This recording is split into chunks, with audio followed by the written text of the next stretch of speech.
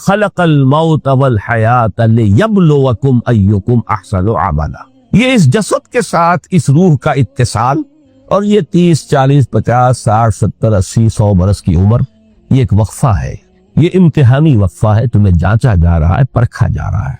ایکم احسن عملا، اس کو بھی اقبال نے اسی نظم میں خوب بیان کیا ہے کہ قلزم ہستی سے تو ابھرا ہے مانند حباب، اس نیا خانے میں تیرا امتحان ہے۔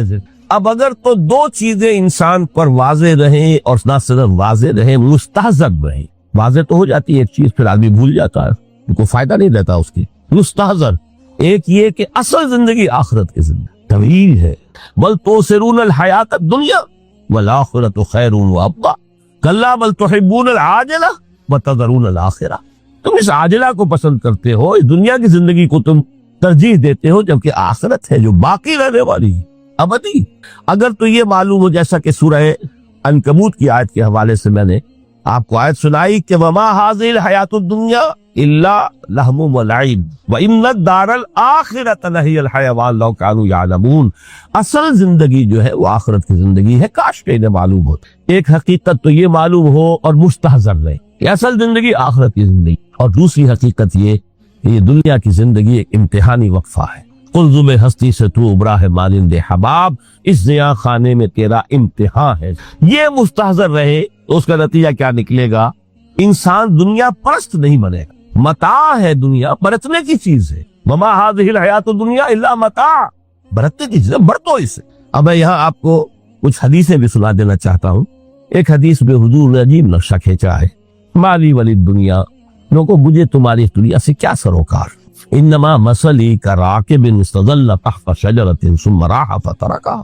میری مثال تو اس سوار کسی ہے جو تھوڑی دیر کے لیے کسی درخت کے سائے میں سستانے کے لیے رک جاتا ہے۔ اس درخت کو اپنی منزل نہیں سمجھتا، اپنا گھر نہیں سمجھتا، تھوڑی دیر کا سستانا ہے، پھر وہ اس درخت کو چھو خیر بات کہتا ہے، اپنا راستہ لیتا ہے، اپنی منزل کی طرف رواں ہو جاتا ہے۔ بس اتنا تعلق، منزل یاد رہے۔ چنانچہ ایک دوسری بڑی پیاری حدیث ہے، بہت مختصر بھی ہے، انما الدنیا خلقت لکم وانتم خلقتم للآخرہ۔ دیکھو یہ دنیا تمہارے لیے بنائی گئی، خلق لکم ما فی السماوات و ما فی الارض، قرآن مجید کہتا ہے۔ اس لیے میں نے کہا تھا خلافت ہمیں دینی تھی تو سب کچھ ہمارے لیے بنایا گیا ہے، یہ محفل سجائی گئی ہے ہمارے لیے، یہ سب ہمارے لیے بنایا گیا ہے، پورے عالم کو مسخر کیا گیا ہمارے لیے۔ سخر لکم، سورج بھی چاند بھی ہر چیز تمہارے لیے مسخر کی گئی ہے۔ انما الدنیا خلقت لکم وانتم خلقتم للآخرہ، لیکن تمہاری تخلیق ہوئی ہے، تمہیں بنایا گیا ہے، تمہیں پیدا کیا آخرت کے لیے۔ یہ منزل یاد رہے، میرا ٹھکانہ وہ ہے، میرا گھر وہ ہے، میری منزل وہ ہے، یہ راہ گزر ہے، یہ سفر ہے، یہ ایک وقفہ ہے، امتحانی وقفہ ہے۔ خلق الموت والحیات لیبلوکم ایکم احسن عملا۔ لیکن اب تیسری حدیث سنیے، اور یہ ہے وہ کہ جو اس دنیا کو، جو میں نے شروع میں کہا تھا، بڑی ٹھوس حقیقت ہے، یہ اللہ کی تخلیق ہے، سنجیدہ تخلیق ہے، ہم نے کوئی کھیل کود کے لیے تو نہیں بنایا ہے۔ ربنا ما خلقت ھذا باطلا۔ حضور فرماتے ہیں الدنیا مزرعۃ الآخرہ، دنیا آخرت کی کھیتی ہے، یہاں بو گے تو وہاں کاٹو گے، یہاں بو گے نہیں تو کاٹو گے کیا خاک۔ اس اعتبار سے غور کیجئے، یہ دنیا اور حیات دنیاوی کا ایک ایک لمحہ ایک بڑی عظیم حقیقت بن کر سامنے آتا۔ ہماری حیات دنیاوی کا ایک ایک لمحہ ابدی ہے، پوٹینشلی، کیوں کہ اس میں جو کچھ ہم کما رہے ہیں اس کے نتائج ابدی زندگی پر پھیلے ہوئے ملیں گے۔ تو گویا کہ یہ جو ہے، یہ گھڑی محشر کی ہے، طور سے محشر میں ہے، بیشتر غافل عمل کوئی اگر دفتر میں ہے، یہاں کا ایک ایک لمحہ تمہارے لیے بہت قیمتی ہے، یہاں بو، محنت کرو، کاشت کرو تاکہ وہاں کاٹ سو۔ الدنیا مزرعۃ الآخرہ۔ اب دیکھیے یہ جو انداز ہے قرآن کا، وما الحیات الدنیا الا متاع الغرور، جو ہماری گفتگو کا آج عنوان ہے، اس کے دو نتیجے نکلتے ہیں عملاً۔ ایک نتیجہ جو صحیح ہے، جو قرآن نکالنا چاہتا ہے، جس کی طرف اسلام رہنمائی کرتا ہے، ایک ہے بالکل منفی نتیجہ جس کی اسلام نفی کرتا ہے۔ وہ منفی نتیجہ کیا ہے؟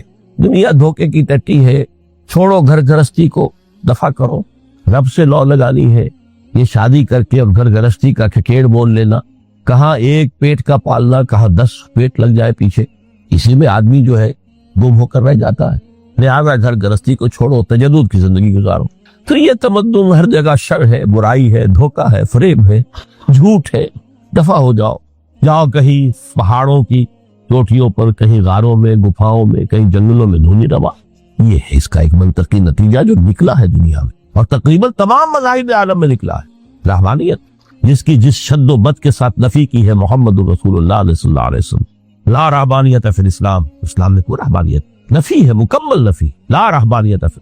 فرمایا کہ النکاح من سنتی، یہ میری سنت ہے، میرا طریقہ ہے، گھر گھرستی کی زندگی اختیار کرنا یہ میری سنت ہے۔ 3 صحابہ پر کچھ اسی طرح کا غلبہ ہو گیا تھا۔ صحابہ میں ہر طرح کے لوگ تھے، ان میں وہ لوگ بھی تھے کہ جو بڑے ریشنلسٹ تھے، عقل کے حوالے سے بات سمجھنے والے۔ حضرت عمر کو ہم کہہ سکتے ہیں کہ سر خیل تھے ان کے، رضی اللہ تعالیٰ عنہ۔ کچھ درویش برش لوگ بھی تھے، کچھ پر یہ تقوی کا اور درویشی کا بہت زیادہ غلبہ ہو گیا تھا، مغلوب الحال ہم انہیں کہہ سکتے۔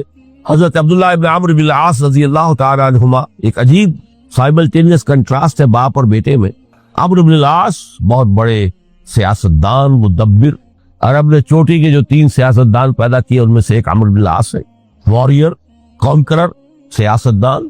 لیکن عبداللہ ابن عمرو بن العاص بالکل درویش، روزانہ روزہ ساری رات کھڑے ہیں، نہ بیوی سے کوئی سروکار، نہ کسی سے کوئی سروکار۔ حضور کو اطلاع ملی، بلا لیا، جواب طلبی ہو گئی، یا عبداللہ اولا مخبر انک تصوم الدہر وتقوم اللیل، اے عبداللہ مجھے یہ خبر دی گئی ہے تم ساری رات کھڑے رہتے اور روزانہ روزہ رکھتے، کیا کہتے ہیں؟ یہ حضور ایسا تو ہے، لا تفعل، مت کرو ہرگز، فإن لنفسك عليك حقا وإن لزوجك عليك حقا وإن لزورك عليك حقا۔ دیکھو تم پر تمہارے اس جسم کا اور نفس کا بھی حق ہے، اسے آرام بھی دو، اس کی ضروریات بھی پوری کرو، اس کی دیکھ بھال بھی کرو، یہ بھی تمہارے پاس امانت ہے اللہ کی۔ پھر تم پر تمہاری بیوی کا حق ہے۔ کسی صحابی نے دیکھا تھا حضرت عبداللہ ابن عمرو بن العاص کی بیوی کو کہ وہ بالکل جیسے کہ میلی کچیلی حالت میں تھی۔ پوچھا ہی کیا حال بنا رکھا؟ ان کا کہ آپ کے دوست کو تو کوئی غرض ہے ہی نہیں سرے سے، ظاہر بات ہے مسلمان بیوی اور کس کے لیے وہ سگار کرے گی جب شوہر ہی کو کوئی دلچسپی نہ، اس سے غرض ہی نہ۔ لا تفعل، رات کو سو بھی، دیکھو مجھے میں رات کو سوتا بھی ہوں، نماز پڑھتا بھی ہوں، میں روزے رکھتا بھی ہوں، داغے بھی کرتا ہوں۔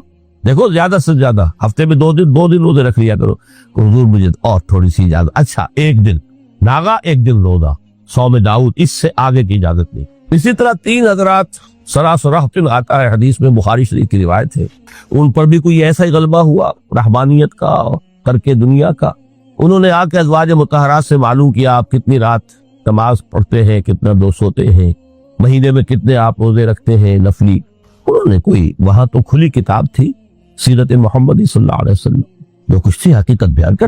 اب دیکھیے ایک عجیب ذہنیت، انہوں نے دیکھا کہ یہ تو کم ہے، ان کے اندازے کے اعتبار سے تو بہت کم ہے، لیکن یہ کہ اپنے آپ کو ذرا تسلی، حضور کی تو کوئی ضرورت نہیں ہے، آپ تو معصوم ہیں، آپ سے گناہ نہیں ہوا، کوئی خطا نہیں ہوئی، آپ کے لیے تو یہ اتنی عبادت ہمارے لیے تو کافی نہیں، اب تو گناہ گار ہے۔ ایک نے عہد کیا کہ میں کبھی نہیں سوؤں گا، رات بھر کھڑا رہوں گا، دوسرے نے کہا کبھی ناغا نہیں کروں گا، ہر روز روزہ رکھوں گا، تیسرے نے کہا میں شادی بیاہ کے کھکھیر میں پہنچ گئی۔ حضور کو اطلاع مل گئی، طلب فرمایا، ڈانٹا آپ نے، آپ لوگوں نے یہ کہا ہے؟ جی ہاں ہم نے کہا تمہیں، واللہ خدا کی قسم میں تم میں سب سے بڑھ کر متقی ہوں، لیکن میں رات کو سوتا بھی ہوں اور نماز بھی پڑھتا ہوں، روزے رکھتا بھی ہوں، نازے بھی کرتا ہوں، میری گھر گرستی کی زندگی ہے، میری بیویاں ہیں۔ من رغب عن سنتی فلیس منی، یہ ٹکڑا جو جوڑ دیا جاتا ہے نکاح کے خطبے میں اس حدیث کے ٹکڑے کے ساتھ، یہ 2 علیحدہ حدیث ہے بالکل، النکاح من سنتی، اور یہ ٹکڑا اس طویل حدیث کا ہے، من رغب عن سنتی فلیس منی، جو میری سنت کو پسند نہیں کرتا پھر اس کا مجھ سے کوئی تعلق نہیں۔ یہ تو میں نے احادیث کے حوالے سے آپ کو وہ جو منفی طرز عمل، گریز، دنیا سے تعلق منقطع کرنا، پسپائی، گریز، فرار، اور اس کا نتیجہ کیا نکلتا ہے کہ دنیا پھر شریروں کے لیے رہ گئی، کھیلے کودے عیش کرے۔ جو سلیم الفطرت نیک لوگ تھے وہ تو گئے، لہذا ان کو اب کوئی روک ٹوک کرنے والا ہی نہیں، کوئی پوچھنے تاشنے والا نہیں، ظالم جو چاہے ظلم کرے اور جس طرح چاہے شریف جو ہے شرارتیں کرے۔ قرآن مجید میں سورہ حدید اس اعتبار سے نہایت عظیم صورت ہے، نہایت عظیم صورت ہے کہ وہاں یہ آیت بھی بہت ہی شاندار انداز میں آئی ہے، متاع الغرور والی، خاصی طویل آیت بن کر آئی ہے، اور جیسا کہ میں نے عرض کیا 4 جگہ تو حیات دنیاوی کو کہا گیا ہے صرف لہو و لعب یا لعب و لہو، لیکن یہاں جو ہے آیت نمبر 20، اعلموا انما الحیات الدنیا لعب و لہو و زینت وتفاخر بینکم وتکاثر فی الاموال والاولاد۔ 5 الفاظ کے حوالے سے اس حیات دنیاوی کے کچھ حقائق بیان کیے گئے۔ عام طور پر سرسری طور پر لوگ گزر گئے ہیں۔ محاورتاً جب بھی آتا ہے محاورہ لہو و لعب، لعب و لہو، وہ تو 4 جگہ ہے، یہاں 3 الفاظ مزید آئے ہیں، اور ترکیب کیا ہے؟ پہلے لعب ہے پھر لہو ہے۔ سورہ عنکبوت میں لہو و لعب یہ در حقیقت ایک طرح سے محاورے کی شکل اختیار کر گیا، تماشا اور کھیل، لیکن نہیں، یہاں ترتیب کچھ اور ہے۔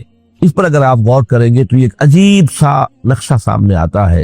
حیات دنیاوی کے 5 ادوار، جن میں سے ہر دور میں ایک شے انتہائی اہم ہوتی ہے، توجہ کا مرکز بنی ہوتی۔ ابتدائی دور ہے، بالکل بچہ ابھی ہے، کھیل، بس لائف، اس کے سوا اسے کوئی زندگی سے سروکاری نہیں، زندگی کے تلخ حقائق ابھی اسے معلوم نہیں۔ بھوک لگی تو رو پڑے، ماں نے دودھ پلانا ہے، کھلانا ہے، ان سے تو کچھ نہیں کرنا اس نے، وہ لائف، کھیل۔ لیکن تھوڑا سا آگے چلتے ہیں، 3 ایجر سٹیج میں جب داخل ہوتا ہے آدمی، تو اب وہ نرا کھیل، معصومانہ کھیل نہیں رہتا، اس میں تلذذ، سینشول گریٹیفیکیشن کا عنصر شامل ہو جائے۔ اب اس کا کہا لہو، اعلموا انما الحیات الدنیا لعب و لہو۔ ذرا آگے بڑھیے تو انسان پر سب سے زیادہ دھن سوار ہو جاتی ہے، بناؤ سنگھار، میرا لباس فیشن کے مطابق ہو، کہیں ایسا نہ ہو مذاق اڑے۔ اپنے لباس کے بارے میں بہت کانشیس ہوگا، اپنے ہیئر کٹ کے بارے میں بہت کانشیس ہوگا، ہر چیز کے بارے میں بہت کانشیس۔ زینت، بناؤ سنگھار، آرائش، زیبائش۔ اس سے ذرا آگے گئے، تکاثر فی الاموال والاولاد، تفاخر بینکم۔ یہ سمجھیے کہ تقریباً 30 برس کی عمر جب انسان کی ہوتی ہے، اب فخر، تفاخر، یا دولت پر فخر ہوگا، یا نسب پر فخر ہوگا، یا اپنی کسی سیاسی حیثیت پر فخر ہوگا، اپنی چودراہٹ پر فخر ہوگا۔ تفاخر بینکم، جس میں جان میں چونکہ توانائی ہوتی ہے، قوت ہوتی ہے، لیکن اس کے بعد جب عمر ڈھلی، بڑا ریئلسٹک ہو جاتا ہے انسان۔ پھر یہ جو 4تھی سٹیج تھی، اس میں تو یہ کہ مونچھ نیچی نہ ہو، چاہے سب کچھ میں اپنا خرچ کر دوں، داؤ پہ لگا دوں، لیکن مونچھ نیچی نہیں ہوگی۔ آخری سٹیج وہ ہوتی ہے کہ پھر ہوکا لگ جاتا ہے آدمی کو، تکاثر فی الاموال والاولاد، مال اور اولاد کی کثرت کثرت کثرت۔ اب یہ ہوتا ہے کہ مونچھ نیچی کیا، مونڈ بھی دی جائے تو کوئی حرج نہیں، مال آنا چاہیے، ویری ریئلسٹک۔ اور اسی حال میں انسان ہوتا ہے آخری پارے کی صورت میں، پھر اس میں ایڈ کر کے اس کے اوپر مہر لگا دی، الہاکم التکاثر حتی زرتم المقابر۔ یہ تکاثر جو ہے پیچھا نہیں چھوڑتا، اتنی دولت بھی ہے کہ آپ کی 10 نسلیں کھا سکے اطمینان سے بیٹھ کر، تب بھی صبر نہیں۔ بڑے میاں کی ٹانگیں جو ہے وہ قبر میں لٹکی ہوئی ہیں، لیکن تکاثر جو ہے، تکاثر مال، وہ پیچھا نہیں چھوڑے۔ حتی زرتم المقابر، یہاں تک کہ قبروں تک جاؤ، قبر میں اتار دیا جائے، جب تک ٹانگیں صرف لٹکی ہوئی ہیں اس وقت تک نہیں۔ اس کے بعد تشبیہ دی ہے کہ یہ حیات دنیاوی کا جو ایک سائیکل ہے، اعلموا انما الحیات الدنیا لعب و لہو و زینت و تفاخر بینکم و تکاثر فی الاموال والاولاد۔ اب اس کو کمپیئر کیا ہے پلانٹ کنگڈم میں جو سائیکل چل رہا ہے۔ یہ ہمارا سائیکل ہے 60-70 برس کا، بچہ پیدا ہوا، خوشیاں منائی گئی، پھر وہ لڑکپن سے، پھر ٹین ایجر سٹیج سے، پھر جوانی ہے، پھر ادھیڑ عمر ہے، اور پھر بڑھاپا ہے، اور پھر قبر میں اتارا جانا ہے۔ لیکن یہ کہ پلانٹ کنگڈم میں سائیکل چلتی ہے، کمثل غیث اعجب الکفار نباتہ ثم یہیج فتراہ مصفرا ثم یکون حطاما۔ یہ 4 سٹیج ہے۔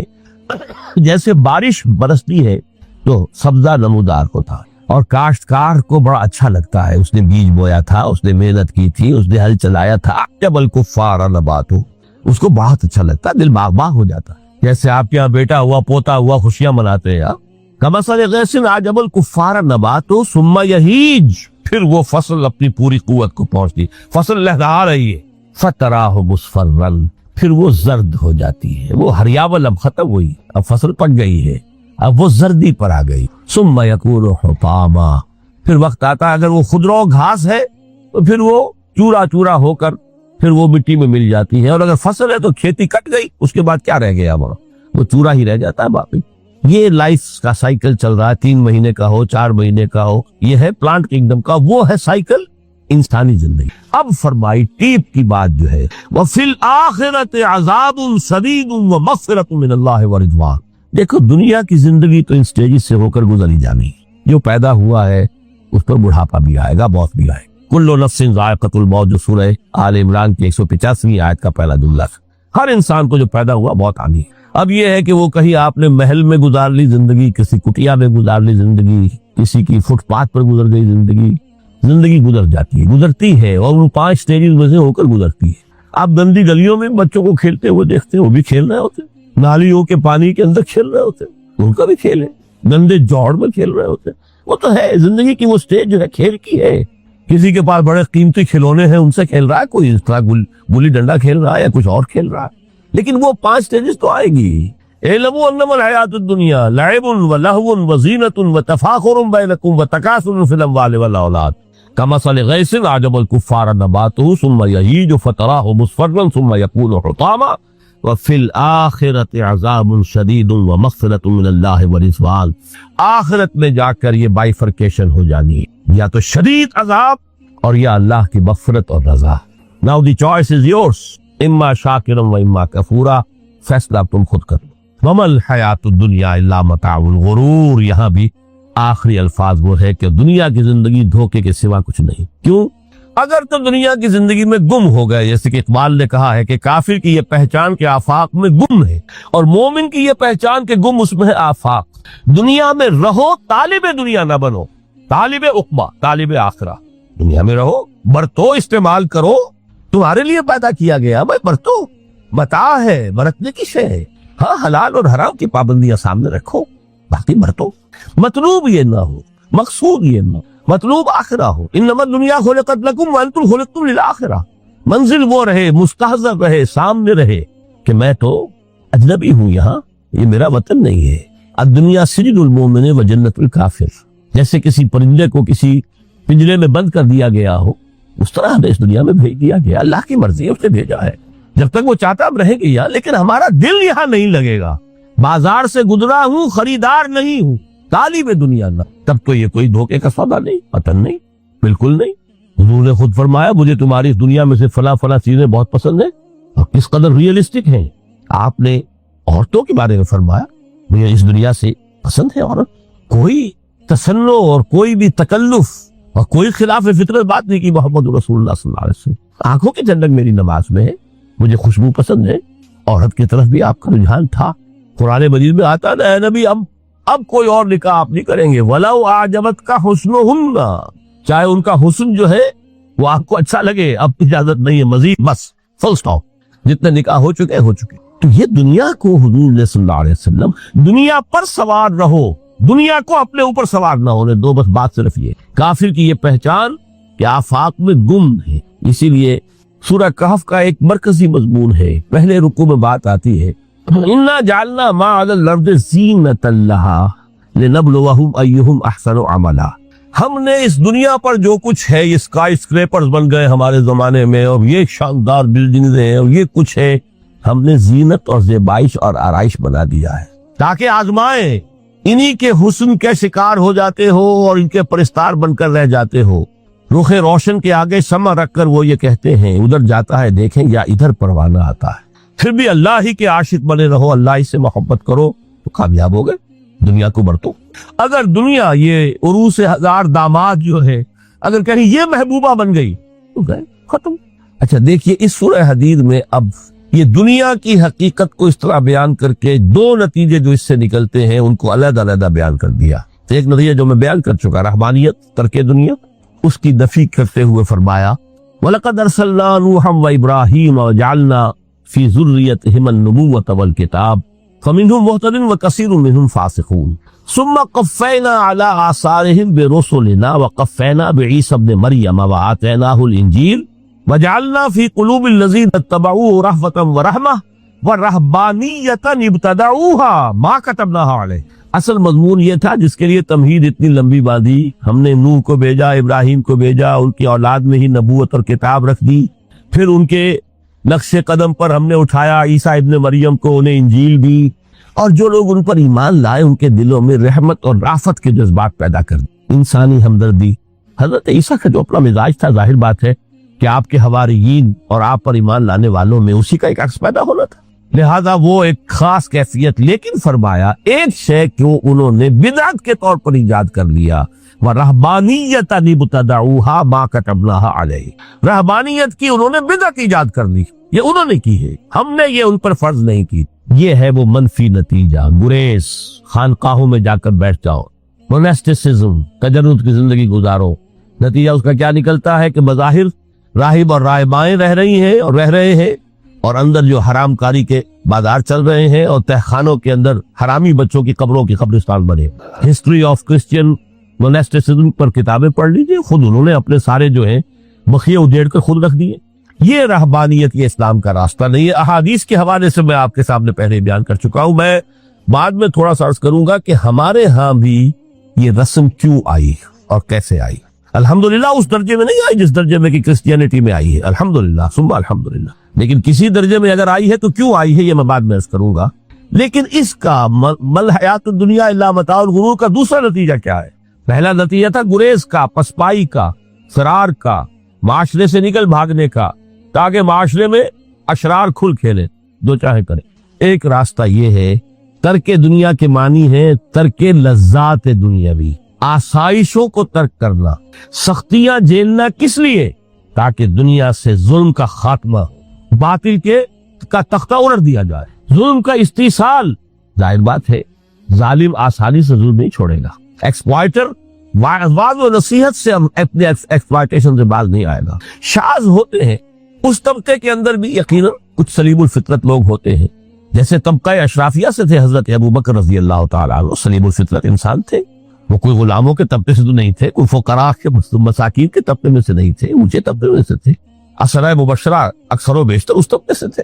لیکن بائی اینڈ لارج وہ جو طبقہ ہوتا ہے، یا تو وہ اپنے جبر اور استبداد کا تخت جو ہے جما کر بیٹھا ہوا ہے لوگوں کی گردنوں کے اوپر، پولیٹیکل ریپریشن ہے، یا اکنامک ایکسپلائٹیشن ہے، استحصال۔ محنت لوگ کریں، کھائیں گے ہم، عیش ہم کریں گے، محنت کسان کریں جا کے کھیت میں، ہم لے آئیں گے اپنا حصہ اور عیش کریں گے۔ یا کوئی سوشل ڈسکریمنیشن ہے، یہ اونچا ہے یہ نیچا ہے، یہ تو پیدا ہی ہوا ہے شودر، یہ اس سے نکل ہی نہیں سکتا، اور یہ پیدا ہوا برہمن، یہ تو اونچا ہے۔ اس تینوں قسم کے ظلم، اس کا خاتمہ کرنا، اس کے لیے جدوجہد کی ضرورت، جہاد کی ضرورت، قتال کی ضرورت ہے، اور جہاد و قتال آپ نہیں کر سکتے جب تک کہ لذات دنیاوی سے کنارہ کشی نہ کرے، جب تک کہ اپنی بیلٹ کو ٹائٹ نہ کرے، جب تک کہ اپنی ضروریات زندگی کو کم نہ کرے۔ ضروریات زندگی کم کریں گے تو تفریغ الاوقات ہوگا، جو تبلیغی بھائیوں کی اصطلاح ہے بہت اہم، اپنے وقت کو فارغ کر سکیں گے۔ اس وقت کو فارغ کریں گے تو پھر وہ جد و جہد، وہ محنت، وہ جہاد، اس کے لیے آپ کے پاس وقت ہوگا، اس کو آپ لگا سکیں گے۔ پھر اس میں جب سخت سے سخت منزلیں آئیں گی تو اس میں میدان میں مقابلہ بھی ہوگا، جان کی بازی بھی کھیلنی پڑے گی، اس میں قید و بند کا وقت بھی آ سکتا ہے۔ 3 برس تک اگر محمد عربی صلی اللہ علیہ وسلم پورے خاندان بنی ہاشم کے ساتھ بدترین اسیری سمجھ لیجئے شیب بنی ہاشم میں جو رہے، یہاں تو اسیروں کو آپ راشن تو دیتے، کھانا تو دیتے، وہاں تو اصل جو ہے وہ تو دونوں طرف سے گھاٹی کا منہ بند کر دیا گیا تھا، سیل تھی کہ کوئی شے جو ہے وہ جانے نہ پائے اندر۔ 3 برس، جس میں کہ وہ وقت بھی آیا ہے کہ سوکھے ہوئے چمڑے ابال کر اس کا پانی جو ہے بلکتے ہوئے بچے، پھول جیسے بچے بنی ہاشم، ان کی حلق میں ٹپکایا گیا ہے، اور کچھ نہیں۔ کچھ تھے لوگ، حکیم بن حزام جیسے رضی اللہ تعالیٰ عنہ، بعد میں ایمان بھی لے آئے۔ حضرت خدیجہ رضی اللہ تعالیٰ عنہ کے چونکہ وہ قریبی رشتہ دار تھے، وہ پہاڑ کو کراس کر کے چوٹی پر سے اتر کر پش کبھی کبھی کھانے پینے کی چیز پہنچا دیتے تھے۔ یہ سارے مراحل آئیں گے۔ یہ جو ہے یہ مثبت ہے۔ ترک دنیا وہ نہیں، ترک دنیا سے مراد دنیا کی لذتوں سے، دنیا کی آسائشوں سے، ان سے آدمی اپنے آپ کو پیچھے ہٹائے، ان کو چھوڑے، ان کو ترک کرے، تاکہ اپنا وقت، اپنا مال، اپنی صلاحیتیں صرف کر سکے۔ کس کام کے لیے؟ اب اس کے لیے دیکھیے آیت نمبر 25 ہے یہ سورہ حدید کی۔ لقد ارسلنا رسلنا بالبینات، ہم نے اپنے رسولوں کو بھیجا واضح چیزوں کے ساتھ۔ بینہ وہ شے جو از خود ظاہر ہو۔ آفتاب آمد، دلیل آفتاب، جب سورج طلوع ہو گیا وہ خود اپنے وجود پر دلیل ہے، اس کے لیے کسی اور اضافی دلیل کی ضرورت نہیں کہ سورج موجود ہے، وہ تو ہے، سب کو نظر آ رہا ہے۔ تو بینات سے مراد معجزے بھی ہیں، اور وہ تعلیم جو ہے بنیادی دین کی کہ جو فطرت انسانی کی جانی پہچانی ہوئی ہے، دونوں پر اس کا اطلاق ہو جائے گا۔ لقد ارسلنا رسلنا بالبینات وانزلنا معهم الکتاب والمیزان، اور ہم نے ان کے ساتھ کتاب اتاری، میزان اتاری۔ یہ سب کچھ کس لیے کیا؟ لیقوم الناس بالقسط، تاکہ لوگ عدل پر قائم ہوں۔ یہ ہے سول آبجیکٹو. یہ نہیں بس ہماری کتاب پڑھ لیا کرے, ختم قرآن ہو گیا, اللہ اللہ دعا مانگ لی, چھٹی. قائم کرو اس کو, وہ میزان عدل نصب کرو, ہر ایک کو وہی تل کر ملے جو اس کا حق ہے, اور ہر ایک سے وہ لیا جائے کہ جو اس کے ذمہ واجب ہے. اگر یہ نہیں تو بابا پھر سب کہانیاں ہیں, شریعت اور دین اور نماز اور روزہ اور حج کوئی حیثیت نہیں. اچھی طرح سن لیجئے میری بات. قرآن مجید میں کہلوایا گیا حضور سے, قل یا اہل الکتاب لستم علی شیء حتی تقیموا التوراۃ والانجیل وما انزل الیکم من ربکم. اے نبی ان سے کہہ دیجئے کتاب والو تمہاری کوئی حیثیت ہی نہیں, ہماری نگاہوں میں تمہارا کوئی مقام ہی نہیں جب تک کہ تم قائم نہیں کرتے تورات کو اور انجیل کو, جو کچھ کے نازل کیا گیا تمہاری طرف, تمہارے رب کی طرف سے. قائم کرو, پھر آؤ ہم سے بات کرو, ہم سے دعا کرو, ورنہ دفع ہو جاؤ. Nothing doing. They don't care for you. لستم علی شیء حتی تقیموا التوراۃ والانجیل وما انزل الیکم من ربکم. اب قانون خداوندی تو بدلتا نہیں ہے, نہ فرام پرسن ٹو پرسن, نہ فرام نیشن ٹو نیشن, نہ فرام امہ ٹو امہ, اٹل ہے. وَلَن تَجِدَ لِسُنَّتِ اللَّهِ تَبْدِيلًا وَلَن تَجِدَ لِسُنَّتِ اللَّهِ تَحْوِيلًا. سنت اللہ تو ایک ہے. اب اس آیت کو ذرا پڑھیے, قُلْ يَا أَهْلَ الْقُرْآنِ لَسْتُمْ عَلَىٰ شَيْءٍ حَتَّىٰ تُقِيمُوا الْقُرْآنَ وَمَا أُنزِلَ إِلَيْكُم مِّن رَّبِّكُم. کہہ دو ہے محمد کہ اے قرآن والو تمہاری کوئی حیثیت نہیں ہے ہمارے سامنے جب تک کہ تم قرآن کو قائم نہیں. پڑھ لو اور اس کے قرات کے مقابلے منعقد کرا لو, اور سونے کے تاروں سے اسے لکھ لو, اور اس کو جو چاہو کر لو, کوئی حیثیت نہیں. قائم کرو اس قرآن کو, اس کے نظام کو, اس کے قانون کو, جو حضرت ابوبکر نے فرمایا تھا. پہلا خطبہ جو دیا ہے آپ بیعت خلافت کے بعد, تم میں ہر قوی میرے نزدیک ضعیف ہوگا جب تک کہ اس سے حق وصول نہ کر لوں, اور ہر ضعیف قوی ہوگا جب تک کہ اسے اس کا حق دلا نہ دوں. سورہ شورا میں حضور سے کہلوایا گیا, قل وَأُمِرْتُ لِأَعْدِلَ بَيْنَكُمْ, مجھے یہ حکم ہوا ہے کہ میں تمہارے مابین عدل قائم کروں. میں واعظ بن کر نہیں آیا, میں بدھ مت کے بھکشو بنانے کے لیے نہیں آیا تمہیں. ہاں انقلابی عمل میں ایک مرحلہ آتا ہے, بدھ مت کے بھکشو بننا پڑتا ہے کچھ عرصے کے لیے, تیاری کا مرحلہ, وہ میں ابھی بعد میں ذرا بیان کر دوں گا. لیکن مستقل نہیں ہے یہ بدھ مت کے بھکشو. یہ بدماش جس طرح چاہیں کھل کھیلیں, ظالم جس طرح چاہیں لوگوں پر ظلم کرتے رہیں, تشدد اور جبر کا جس طرح سے چاہے معاملہ کریں, استحصالی نظام جس طرح ہوتا ہے چلتا رہے. شاہ ولی اللہ دہلوی رحمۃ اللہ علیہ کے الفاظ میں, انسانوں کی عظیم اکثریت ڈھور ڈنگر بن جائے, صبح سے لے کے شام تک کمر توڑ دینے والی مشقت کے بعد بمشکل 2 وقت کی روٹی ملتی ہو, اس کا کبھی خیال اسے اللہ کا آئے گا؟ کبھی اللہ سے لو لگا سکے گا؟ دنیا نے تیری یاد سے بیگانہ کر دیا تو اس سے بھی دل فریب ہے غم روزگار کے. اس لیے حضور نے فرمایا کاد الفقر ان یکون کفرا, یہ فقر جو ہے یہ تو انسان کو کفر تک پہنچا دے. عدل قائم کرو. تو دیکھیے یہ آیت انتہائی گمبھیر آیت ہے قرآن مجید کی سورہ حدید کی. جس طرح وہ آیت متاع الغرور والی جس شان کے ساتھ سورہ حدید میں آئی ہے, اعلموا انما الحیات الدنیا لعب ولہو وزینۃ وتفاخر بینکم وتکاثر فی الاموال والاولاد کمثل غیث اعجب الکفار نباتہ ثم یہیج فتراہ مصفرا ثم یکون حطاما وفی الآخرۃ عذاب شدید ومغفرۃ من اللہ ورضوان وما الحیات الدنیا الا متاع الغرور. لیکن اس کا نتیجہ کیا نکلنا چاہیے؟ لقد ارسلنا رسلنا بالبینات وانزلنا معهم الکتاب والمیزان لیقوم الناس بالقسط. Now prepare for the shock. میرے نزدیک میرے علم کی حد تک شاید دنیا کی کوئی انقلابی کتاب نہ ہو جس نے اس قدر عریاں طور پر کھل کر یہ کہا ہو کہ ظالموں کی سرکوبی کرو, کچلو ان کے سر. وانزلنا الحدید, ہم نے لوہا بھی اتارا ہے. ایک وقت آتا ہے ظلم نہیں ختم ہوتا جب تک کہ لوہے کی طاقت ہاتھ میں نہ آئے. انزلنا الحدید, ہم نے صرف کتاب ہی نہیں اتاری ہے, لوہا بھی اتارا ہے. فیہ باس شدید, اس میں جنگ کی صلاحیت. ومنافع للناس, لوگوں کے لیے کچھ اور منفعتیں بھی ہیں. کوئی توا پرات چمٹا یہ بھی بنا لو, ٹھیک ہے, لیکن اصلاً یہ اصلاح کے لیے. وانزلنا الحدید, اسی تو سورہ حدید کا نام حدید ہے. فیہ باس شدید ومنافع للناس ولیعلم اللہ من ینصرہ ورسلہ بالغیب. اللہ دیکھنا چاہتا ہے کون ہے اس کے وفادار بندے تو اس لوہے کی طاقت کو ہاتھ میں لے کر مدد کرتے ہیں اس کی اور اس کے رسولوں کی غیب میں ہونے کے باوجود. ان اللہ قوی عزیز, ویسے اللہ قوی ہے, عزیز ہے. آنے واحد میں کفر کو ختم کر دے جب چاہے, آنے واحد میں ظالموں کا ظلم جو ہے وہ ختم کر کے رکھ دے. وہ سب کچھ کر سکتا ہے, لیکن پھر تمہاری آزمائش کیسے ہوگی؟ کیسے معلوم ہوگا ہوز ہو, کس کا کیا مقام تھا, کس کے پاس کتنا یقین کا سرمایہ تھا, کس کے ایمان کی گہرائی اور گہرائی کا کیا عالم تھا, کس نے ہمارے دین کے لیے کیسی کیسی قربانیاں جھیلی ہے. یہ ہے ترک دنیا جو موسٹ پروفاؤنڈ ہے، نتیجہ خیز ہے، خیر کو وجود میں لانے کے لیے ہے، لیکن اس کی مثالیں موجود ہیں۔ حضرت مصعب بن عمیر رضی اللہ تعالی عنہ، ایام جاہلیت میں کہا جاتا ہے ان کا جوڑا جو ہے شام سے تیار ہو کر آتا تھا، جیسے کبھی مشہور ہے کہ پنڈت نہرو کا بھی کپڑے سل کر آتے تھے پیرس سے، موتی لال نہرو